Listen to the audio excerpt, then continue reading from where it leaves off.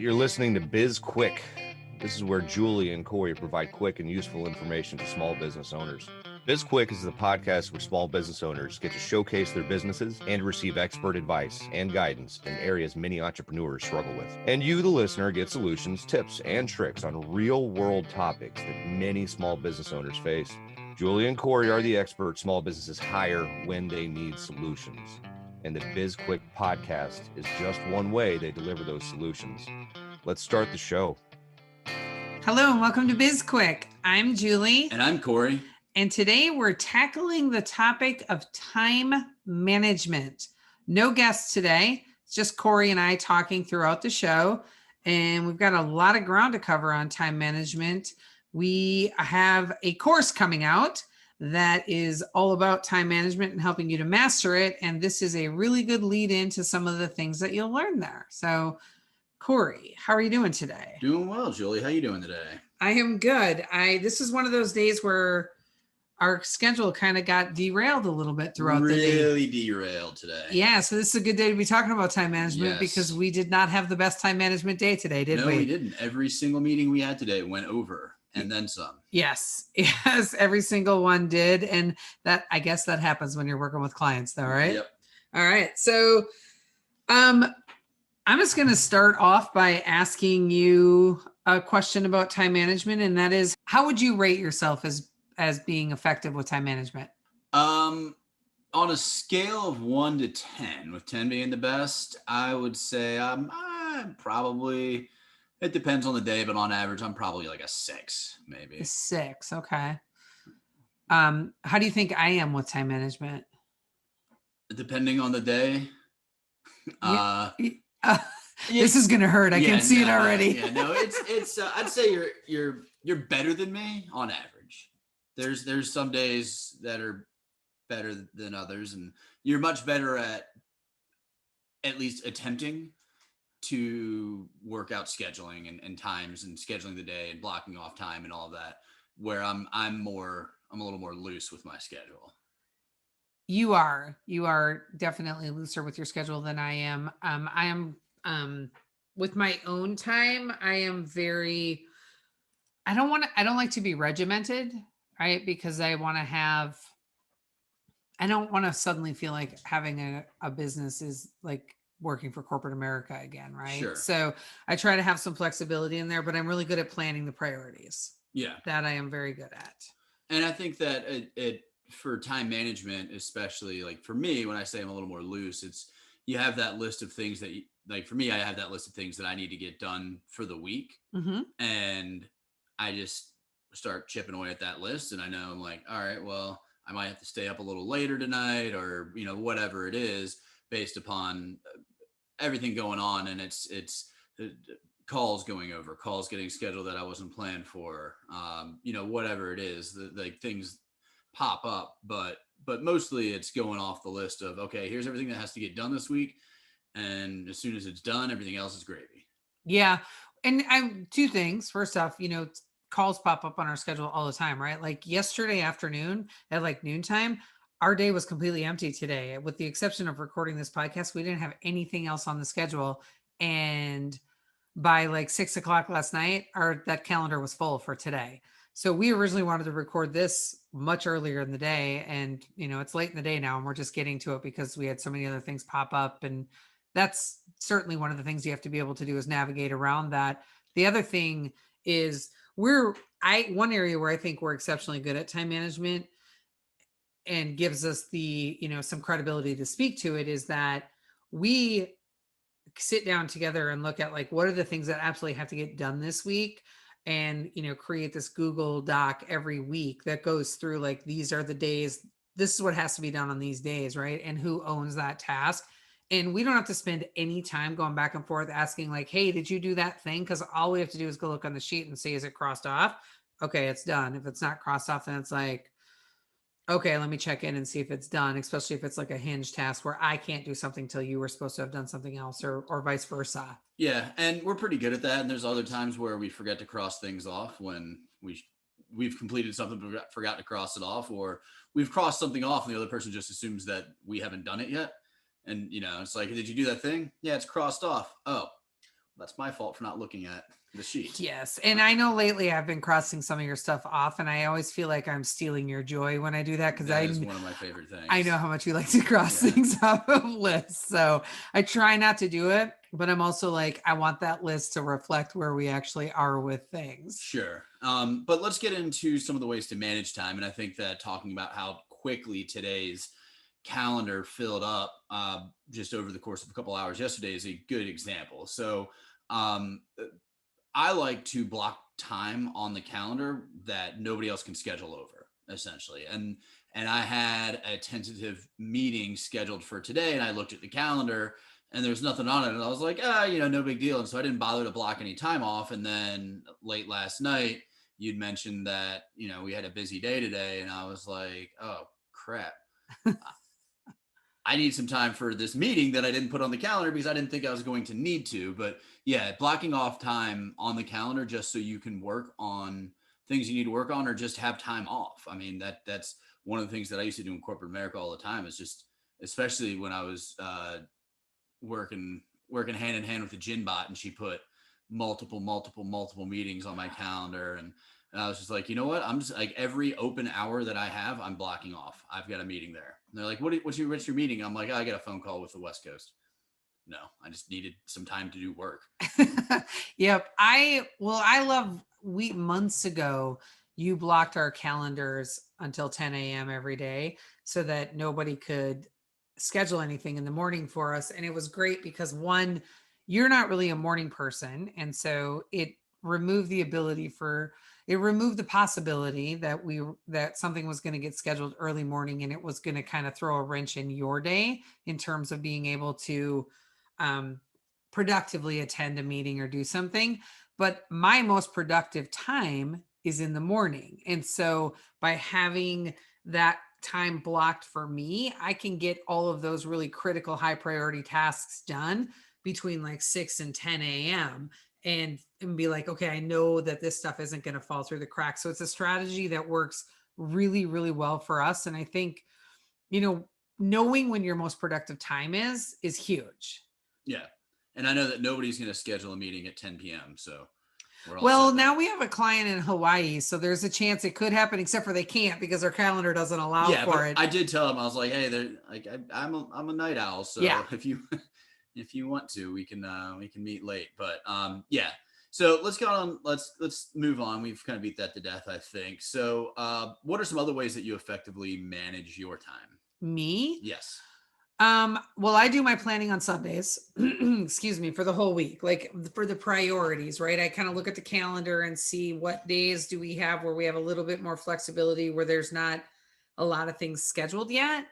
And then I may take a couple of hours on those days and block them so that they don't get scheduled.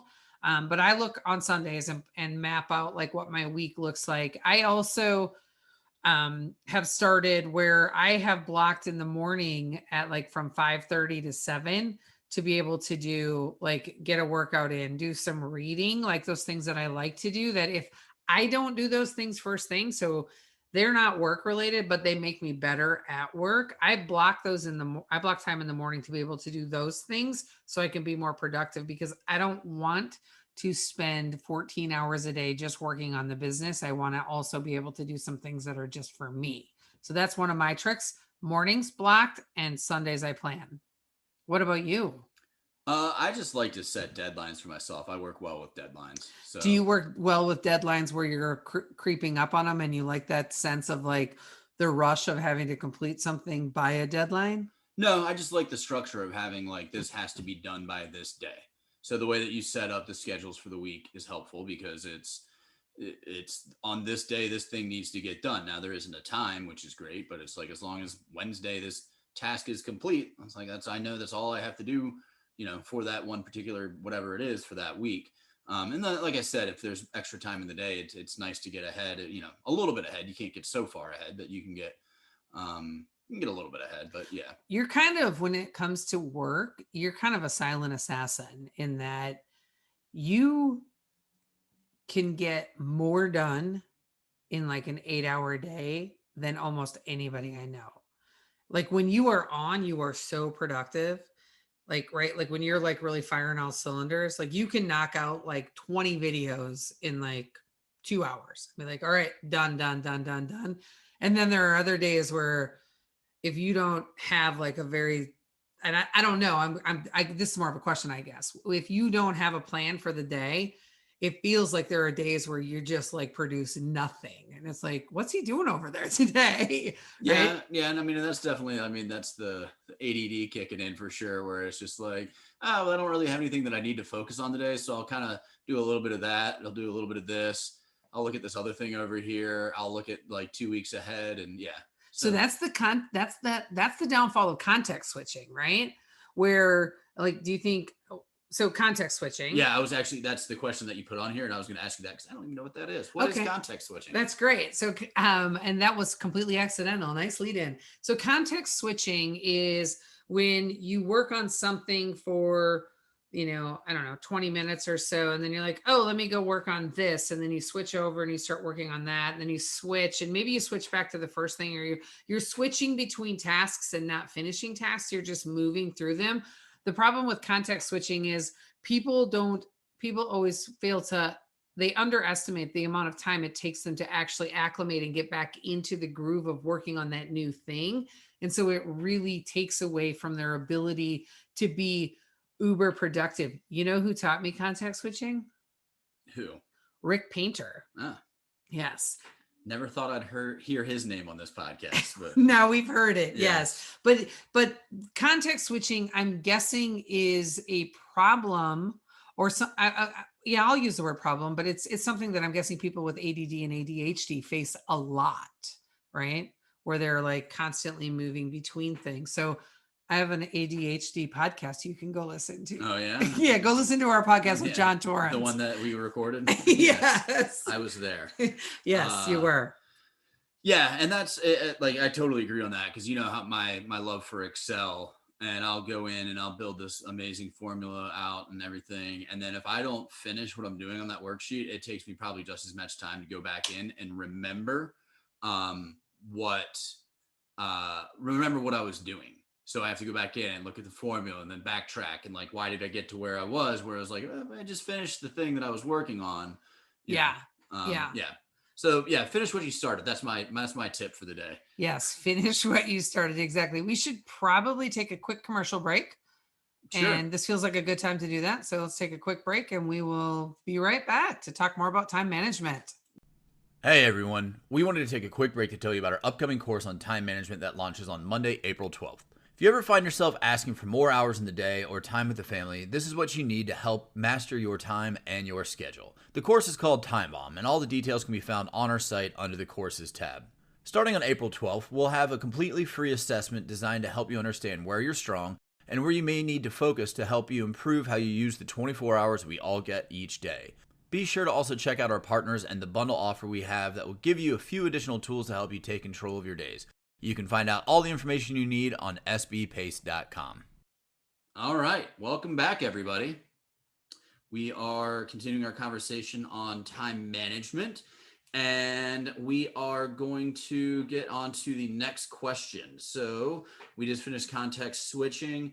Can I pick the next one? Sure, go right ahead. I would love to talk about, I struggle with this one a lot. So I just would love your thoughts on this. So there's this sort of do more culture, right? Where you have people that, they think that it's cool, or it gives them credibility to be working 24/7, or, just long, exhaustive days, not taking vacation. And I hear this a lot in some of the networking groups that I'm in, where, it's 5:00 on Friday and it's, most people are going to knock off for the weekend. And that's when you'll see the messages like, oh, this is separation time. This is where the real entrepreneurs and, the real like small business owners or business owners, this is where they set themselves apart. And you're like, shit, now should I take time off tonight or should I keep working? Right. And because I'm so frequently I'm not saying that I am, but because I am so frequently surrounded by, like, my network is really high performers, right? I'm not saying I'm a high performer, but that's a lot of people in my network are.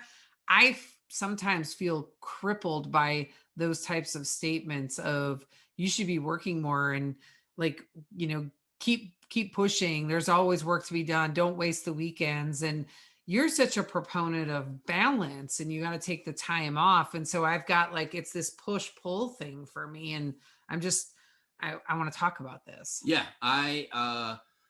I agree that being an entrepreneur, you have to put in extra time. You have to work harder. You have to be willing to work hours that you wouldn't if you had that crappy, corporate job. But overall, you got to have time off. Friday afternoon's a beautiful day. Fuck it. Go for a walk. Go for a bike ride, whatever. Beautiful day today. I'm not going to get cooped up inside this afternoon on the computer. Today's already a waste in my book because it already got blown out of the water with all the client calls. So I just wrote off Friday. Why not? Well, that's a terrible tip for time management, Corey. That's terrible. But I guess the reality is this, right? You can still participate in separation season, if you will, without having to work every minute of your weekend. Yeah, exactly. And that's the thing is like with the balance is you have to spend time. I mean, what's the point in being successful and having, multiple businesses and all this money and whatever, if you're not really enjoying it? Now, if that's what you really enjoy doing, that's great. But, I don't think anybody enjoys neglecting their friends and family. If your friends and family are assholes, you might. Yeah, well, find a new set of friends, build a new family. No, but what I'm saying is today it's a beautiful afternoon, and I'm not going to beat myself up because I wasn't very productive today. Go enjoy the afternoon, and then this evening I got nothing on the schedule, so it's do a couple hours of work tonight just because what else am I going to do? Yeah, type of thing. But yeah, it's taking time off to do other things is important because you need to be able to clear your head in order to, like, you can't work 14 hours a day, 7 days a week and actually feel like you're being productive. It's like the whole analogy of, like the duck swimming and it looks all peaceful, but it's like paddling his little legs underneath the water or whatever. And it's like, you're just paddling to paddle. Like you can just sit sometimes and just let the current take you every once in a while. Yeah. And I think there's a lot to be said for what happens with your brain when you get out in nature, right? And you're able to reset and come up with like ideas and think of things from a different perspective. So that's always, that's part of that balance. And I'm a big proponent of that. Definitely. From a mental health standpoint as well. Like if you can't, like, you're not going to be productive in your business if all you're doing is focusing on the business. You have to step back, you have to reset, you have to focus on something else, whether it's a hobby, cooking dinner, whatever it is. Like there has to be, like, you need to step away. Otherwise you're like, again, like we were talking about this yesterday when I explained that one point in the course we were making, and you're like, well, I don't understand this. And I was like, well, like you can only do so much work. Like you can only get so far ahead of the game. And, some people are like, oh, I can fine tune this. And I can like perfection is going to be an issue. So, like you need to get it to 95% and be happy with that. And then you need to be able to say, okay, I've got next week planned and I've got next month planned out. And I kind of know what I'm going to do the next month after that, but I'm not going to worry about what's happening 3 months from now because what happens next month could totally change what happens 3 months from now. Yeah. And I think, we do for us, we do a good job of, we laid out a really good plan, the guideposts, I guess, for the plan for the year, right? We're like, these are the things we want to accomplish. This is what we're going to look at. And then we sat down probably mid-February and we're like, okay, we are like 6-7 weeks into the year. These are the things we were supposed to be focusing on Q1. How many of those are still true? Like, let's throw that overboard. Let's push that. Let's yes, this. And we added some things in that weren't originally there. And we took some things out and then we figured out how to plan around that. But when you start with that overarching plan, right? Like the big picture, and you just decompose it all the way down to, quarterly, then monthly, and then you can build a weekly plan around that. Then it makes it easier to manage your time and to make sure that you're focusing on the priorities of the business. It's really easy to focus on the small shit, right? Like I could get lost on social media for 8 hours a day, and not doing social media because I enjoy social media, because I think we all know I don't, but being able to like, go in and, prospect for clients and be, trying to engage with potential people and join all these different groups on Facebook and read posts and see, hey, who needs a business plan creator, or who's struggling with time management, or, oh, who's really, really not clear at all on how to grow their business, and figure out how we can help them. But in all honesty, I don't know, those aren't the most effective things for me to do with my time, especially if that's not scheduled. Yeah, I will say that your dislike of social media is debatable. No. Being the very social one out of the two of us, but I'm not going to get into that conversation on this podcast. I am social, but that doesn't mean I like social media. I don't know. But anyway, let's move on. How about that? Okay, let's move on. Let's do it. Let's talk about the excuses that most people give for poor time management. That's not what the question says. Oh, do you want me to say shitty? Okay, shitty time management. Yes. Okay. Number one excuse you hear. Let's see. The number one excuse I hear for why people have shitty time management is because everyone else takes control of their day. Yeah, the other one, and this was, I was guilty of this for the longest time. I'm the only one that knows how to do everything. Oh, Corey. Yes, you still use that on me. Well, that's because you don't know how to do anything. That's fair. That's totally fair. Except for social media. But no. Yes. Okay. Yeah. So I think that those are two. I think they're pretty similar in terms of the root cause, and that's when it comes to like training and delegation, like being able to get your team to a point where they can be somewhat autonomous. I would say I agreed. But I would say another thing too, because I'm starting to think, I'm thinking faster than I'm talking right now. And I'm thinking about people who are like solopreneurs, or there's only two of them in the business like us, right? And there's a lot of work that has to be done. There's only so many hours in the day. And so people that don't prioritize, they don't know like what are the most important things that we can do, that I can do, or we can do for the business, right? And thinking about like using the method of stay close to the cash, right? So is this going to bring us revenue? How close to revenue is revenue generation is this task? And if it's not close, it's probably not a super high priority, right? Unless it's, something that's going to help you avoid a lawsuit or something.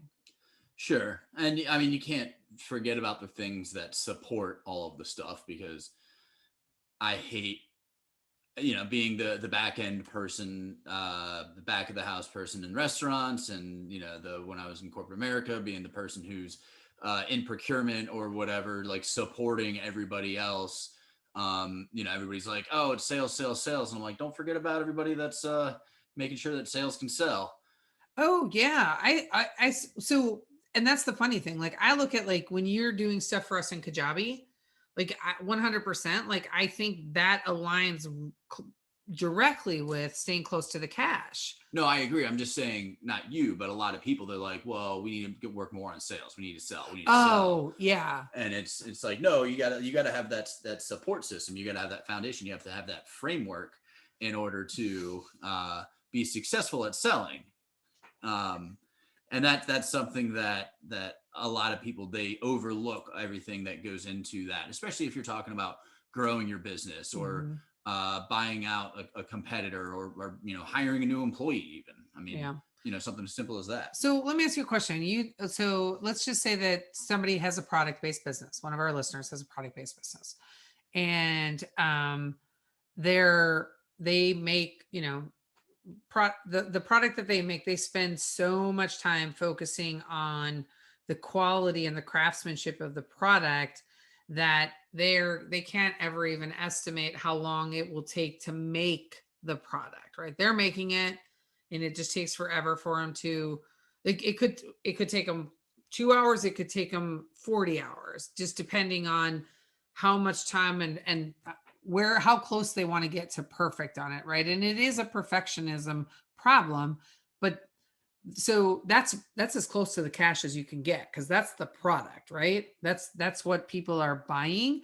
But what guidance would you give to somebody who is really stuck on making their product just perfect, and they're not focusing on the other parts of the business? Is this making this product for production or like design phase still? No, it's for production. So they're producing it to sell it, to push it out the door. Yes. Okay. It's all about processes there. It's documenting what you do, how you do it, and figuring out where you could just save time, save money. So it's, batching. Remember that one person we talked to a while ago, they had a product, and I'm not going to get into it, but they were making things like one at a time and order at a time. Oh, yes. And it was like, why don't you make 50 at a time? Yes. It took her, 2 hours or whatever. Yeah, and it would have taken her 2 hours to two make and a half hours to make 50. Yes. Yeah. And so, so just documenting the process, reviewing it start to finish, and then figuring out places where you can save time, you can save money, you can outsource, because it's one of those things. It's like, yeah, you might outsource the product to a company to produce for you, and maybe the quality's not as good, but it's still acceptable. But that's going to save you a ton of time where you can actually just sell the product and make money. Yeah.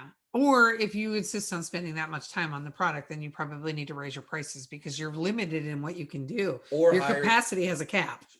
Hire help to help produce it. Hire a sales team to sell for you. I mean, there's a ton of directions that you could go to improve that. And we have another a friend who is having that problem where it's like, it takes time, and they need to be hands-on, and it's like every single product has to, and it's like, okay, at some point you're going to like, if you want to ramp this up, you're going to have to give up some sort of control in the process. You're going to have to outsource, you're going to have to hire, you're going to have to do something, because you can't make every single thing that you're putting out. Right. There's not enough of you to meet the demand of the product. Yeah, exactly. Yeah. I 100% agree. So, and it's interesting that I would not have thought that was a process, wouldn't have been the first place that I went as a solution for that. So I'm glad that I asked that question, because that's helpful. Okay. Well, I think we need to start wrapping this up here. But before we go, what is one tip that you would give to everybody out there to improve their time management skills? One tip that I would give to everybody to improve their time management skills is to plan their week, right? So plan your week out for the high priority work that has to be done.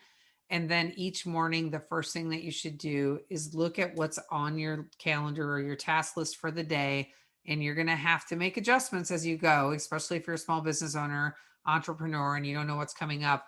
And so be able to, be a little bit nimble with it, but you need the structure, you need the framework of a plan to get you through the week. How about you? What would your tip be? I'm going to go back to what I was talking about at the beginning, and it's just blocking off time on your calendar for what I like to call free play.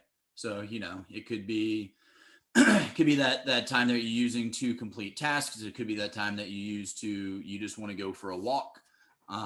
It could be, I'm going to go take a nap, whatever it is. Like, just make sure that there's time in the day that you can utilize if your calls go over, if, an emergency arises, if, your kid gets the flu and has to stay home, and now you can't do everything that you wanted to do that day, and you could push it off to a later day in the week. That's great advice. And at some point we're going to have to talk about naps, because I don't understand how you can nap and then still sleep at night.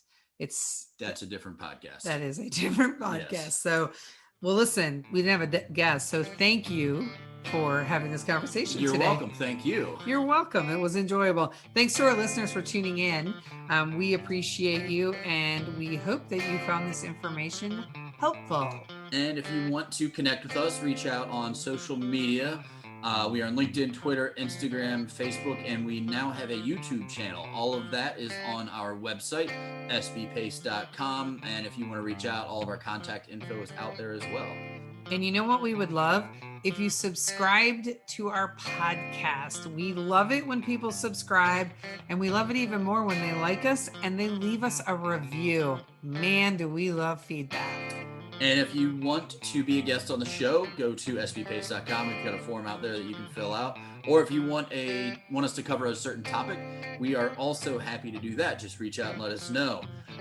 While you're on our website, click through to buy our book on Amazon. It was the #1 bestseller. It is called Seriously Now What? A Small Business Guide to Disaster Preparedness. Like it and give us a review. And if you've already purchased the book, go back and give us a review, please. We love the reviews. Yeah, 1 star, 5 star. We'll take them all. We love them. I'm Julie. And I'm Corey. And this was BizQuik, helping small businesses across America.